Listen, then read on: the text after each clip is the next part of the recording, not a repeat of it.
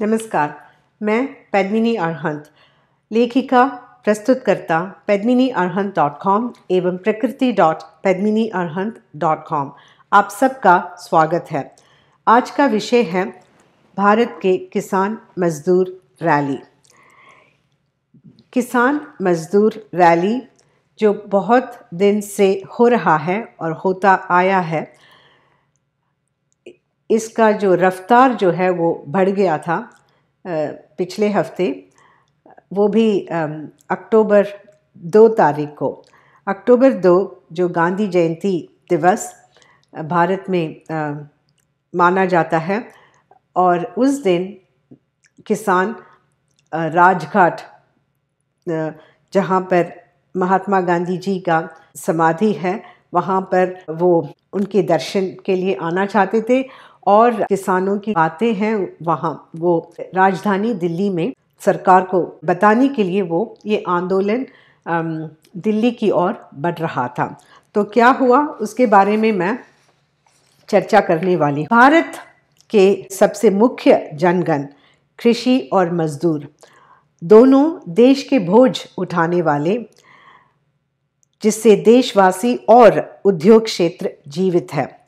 राजनीति के सभी दल अब तक अगर कृषि अर्थव्यवस्था यानी एग्रीकल्चर इकोनॉमी को जब आप उद्योगपतियों के साथ किसानों की तुलना करते हैं, तो वे किसानों के प्रति सौतेला व्यवहार करते आए हैं, जिससे कोई पक्ष असहमत नहीं हो सकते। भारत के 71 वर्ष की नाम के वास्ते स्वतंत्रता में राजनीति यानी कोई भी सरकार को लिया जाए, वे सभी किसान और मजदूरों के साथ बुरा सलूक करते आए हैं। उनकी समस्या हल करने के बदले उन्हें उपेक्षा किए, जैसे देश के लिए वे उपयोग नहीं हैं, जो वास्तव से विपरीत है। किसानों की संकट दूर करने के बजाय उनके दुख बढ़ा दिए। पहले किसानों से उनके खेती ज़मीन छीनकर उद्योगपतियों को सस्ते में सौंप दिए, ताकि उद्योगपति उससे मालामाल हो सके, और उनमें से कुछ पैसे उद्योगपति चुनाव में राजनीति के उम्मीदवार पे खर्च करते हैं, ताकि उन्हें बाद में उनकी काम आ जाए। दूसरी बात, किसानों के कर्ज की व्यवस्था नहीं की गई। इसके कारण देश के हर एक कोने से किसान अपने कर्ज में डूबे हुए आत्महत्या कर बैठे हैं, जिसके जिम्मेदार राजनीति के केंद्रीय एवं राज्य सरकार और विपक्ष हैं। यही बात जब उद्योगपति की आती है, तब राजनीति उनके लिए हाथ जोड़कर उनकी सेवा में लगे रहते हैं। यहाँ तक कि कई उद्योगपति जिनका गहरा संबंध पूरे राजनीति यानी सभी दल से है, उन्हें देश से फरार होने देते हैं। देश को करोड़ों में नुकसान पहुंचाकर यह उद्योगपति विदेशों में ऐश कर रहे हैं। तीसरी बात, किसानों को फसल के लिए जो दाम देना चाहिए वो नहीं मिलता। उस वजह से किसानों को अपनी ओर से कर्ज उठाना पड़ता है। खेती बाड़ी के लिए और खेती से जुड़े हुए काम और साधन को भी मिलाकर किसानों को पैसों की बंदोबस्त करना पड़ता है। हालांकि ऐसी समस्याओं के लिए देश में ग्रामीण बैंक होना चाहिए, या देश के जितने भी बैंक हैं उन्हें कृषि कार्य के लिए कम ब्याज में किसानों की मदद के लिए अलग प्रबंध होने से किसान की संकट कम होगी। ऐसे कई मुद्दे को लेकर किसान बिल्कुल अकेले हो गए हैं, जबकि सरकार को कृषि उत्पादन को बढ़ाने में और किसानों की सहायता के लिए कई प्रकार के योजनाएं और कार्यक्रम की आवश्यकता है। लगता है किसान जिस स्वामीनाथन रिपोर्ट की बात कर रहे हैं, उसमें किसानों की हित में निर्णय किया हुआ कई विषय है, जिसे किसान चाहते हैं कि वो सब लागू हो। उसके पश्चात किसानों की तत्कालीन मांगे जितने भी वो वर्तमान समय को ध्यान में रखते हुए सरकार के सामने लाए हैं, जो यहाँ पर मैं प्रस्तुत करने वाली हूँ, वो सब तुरंत सम्मान करनी चाहिए ताकि देश की अनाज और धान्य बीज वगैरह की उत्पादन बढ़ सके और किसानों को भी राहत मिले। अब किसानों की मांगे क्या है, ये तो मीडिया में काफ़ी चर्चा रहा इसके बारे में, और कई पक्ष, राजनीति के पक्ष के सदस्य, राजनीति के सदस्य जो कई पक्ष के हैं उन्हें भी शामिल किया गया। मगर अब दुख की बात ये है कि एक दूसरे को नोक झोंक सुनाने के अलावा कि किसने क्या नहीं किया और उन्होंने क्या कर डाले, यही डिस्कशन हुआ, यही चर्चा हुआ। मगर किसी ने भी ये निर्णय नहीं ले पाए या दे पाए कि किसानों की जो इतनी बुरी संकट है उसे तुरंत हल करनी चाहिए, और पक्ष और विपक्ष सभी को मिलकर किसानों की जितनी भी समस्याएं हैं, किसान और मज़दूरों की जितनी भी समस्याएं हैं, उसे बिना कोई झिझक, बिना कोई समय नष्ट किए उसे तुरंत उन समस्याओं का हल करना चाहिए करके इन्होंने वो तय नहीं किए, जो हमेशा की तरह एक इनका ये परंपरा है, ये रवैया है, जिससे जनता भी आदी हो गए हैं। खैर, मैं आपको अभी दोबारा किसानों की मांगें क्या है ये मैं आपके सामने रखती हूँ। किसान ये चाहते हैं कि देश के सभी किसानों के कर्ज माफ़ हो, किसानों को बिजली मुफ्त दी जाए, कृषि यंत्रों को जीएसटी में छूट दी जाए, 60 वर्ष से अधिक उम्र के किसानों को पेंशन दी जाए, प्रधानमंत्री बीमा योजना में बदलाव किया जाए, किसानों को मनरेगा से जोड़ा जाए, स्वामीनाथन आयोग की रिपोर्ट लागू की जाए। अब स्वामीनाथन आयोग की रिपोर्ट के अनुसार फसल उत्पादन मूल्य से 50% ज़्यादा दाम किसानों को मिले, अच्छी क्वालिटी के बीज कम दामों में मुहैया कराए जाएं, किसानों की मदद के लिए गांव ज्ञान केंद्र बनाया जाए, महिला किसानों के लिए किसान क्रेडिट कार्ड जारी किए जाएं, किसानों के लिए कृषि जोखिम फंड बनाया जाए ताकि प्राकृतिक आपदाओं यानी नेचुरल डिजास्टर्स के आने पर किसानों को मदद मिले। ये रही किसानों की ओर से निवेदन सरकार की तरफ, जिसके बदले उन पर पानी के गोले, आंसू गैस और लाठी बरसाए गए, और वो भी महात्मा गांधी जी के 150 सालगिरह पर, देश को याद दिलाने की कि जिन्हें भारत बापू के नाम से जानते हैं और जो अहिंसा के प्रथम अन्वेषक यानी पायनियर रहे, उनके जन्म दिवस पर प्रधानमंत्री नरेंद्र मोदी की सरकार किसानों पर आक्रमण किए, जो सबसे बड़ी दुर्भाग्य है, देश के लिए ही नहीं बल्कि पूरे राजनीति के लिए अपमानित हैं। जो उद्योगपति पूरे देश की तिजोरी साफ करके विदेश में मज़े से घूम रहे हैं, उन्हें भारत लाकर उन पर कार्रवाई करने की राजनीति के पक्ष और विपक्षों को कोई उत्सुकता नहीं है। शांतिपूर्वक रैली किए किसानों पर हिंसा जताने में कोई कसर नहीं छोड़े। यही हाल है भारत के गणतंत्र और लोकतंत्र का, जहां गरीब किसान मजदूर समाज में दबे हुए आबादी को उनकी आवाज़ पहुंचाने के लिए सड़क पर उतरना पड़ता है। उसके बाद उनके साथ हिंसक जरिए उन्हें बिखेरा जाता है, यह कहकर कि वे कानून और नियम तोड़े जो हर शांति अहिंसा आंदोलन के बारे में कहा जाता है। ये मैं निस्संदेह कहती हूँ आपको कि हर एक शांति अहिंसा आंदोलन रैली जिस मुद्दे पर भी हुआ हो, हमेशा उन पर ये आरोप लगाया जाता है कि वो कानून तोड़े और उन्होंने हिंसा का सहारा लिया और इसके कारण उन पर जो पुलिस की जो काफ़ी भारी तरह से उनके साथ बर्ताव किया जाता है, व्यवहार किया जाता है, उसे जस्टिफाई करने के लिए ये हमेशा कहते हैं।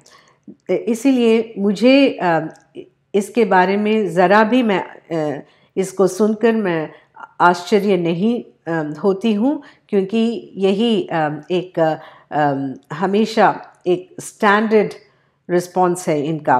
हमेशा यही कहते हैं जब भी कोई अहिंसक यानी कि शांतिपूर्वक नॉन वायलेंट पीसफुल प्रोटेस्ट और जब रैली और आंदोलन होते हैं, हमेशा उनको अपमानित करने के लिए ये हमेशा कहा जाता है। खैर, यहाँ पर जो भी हिंसा तत्व शामिल होते हैं ऐसे रैली में, उनके पीछे राजनीति के हाथ होता है। ये भी मैं आपको कहती हूँ, हमेशा ये होता है, राजनीति का हाथ होता है और आरोप लगाते हैं अहिंसक भाग लेने वालों के ऊपर ताकि आम जनता संचार के धारण से परे रहें। रहा सवाल मजदूरों का, उनकी भी हालत किसानों जैसे है।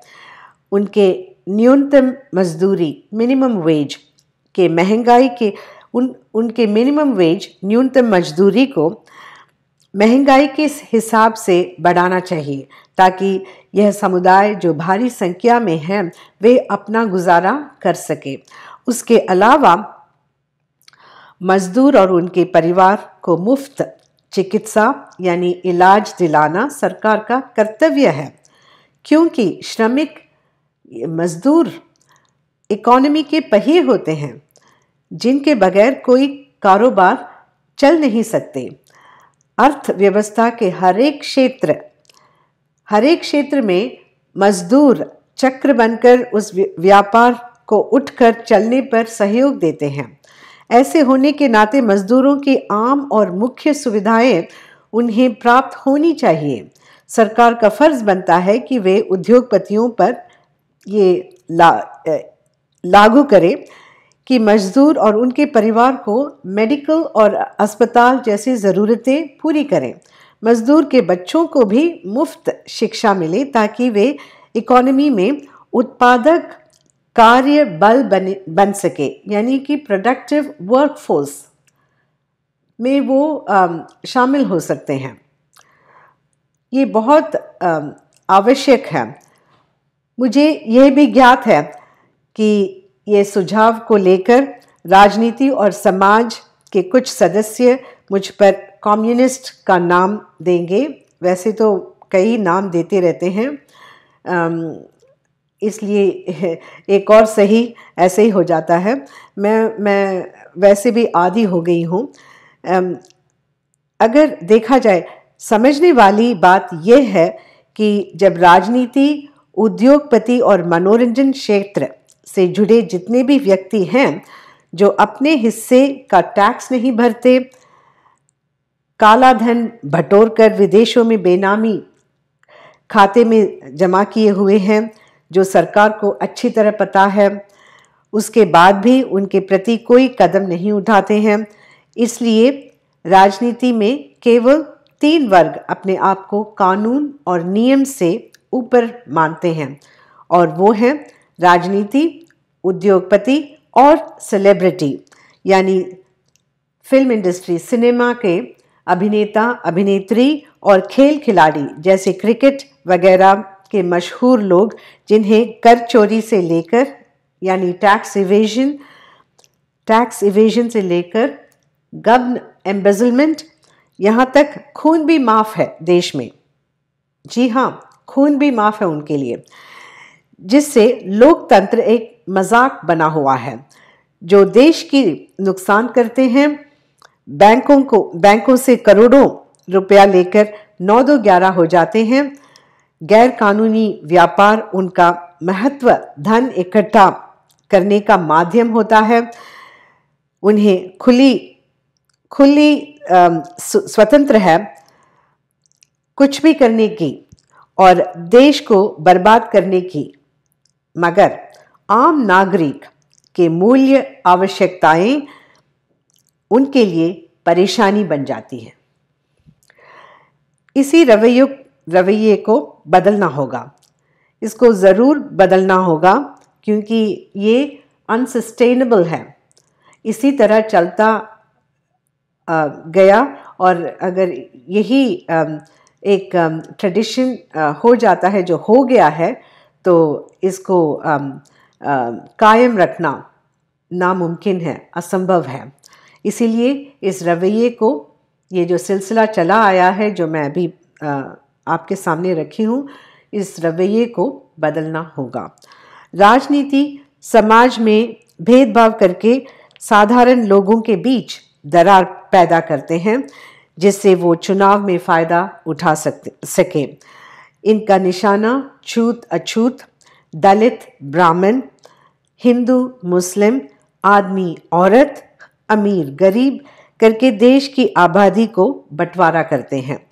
यह नीति इन्होंने फिरंगियों के आदेश निभाने के लिए निर्मित किए हैं। हाँ, ये भी जान लीजिएगा, फिरंगियों के आदेश पर बहुत ये उसको महत्व देते हैं। उनके आदेश को कभी वो ठुकराते नहीं। उनके आदेश इनके लिए सर आंखों पर होता है।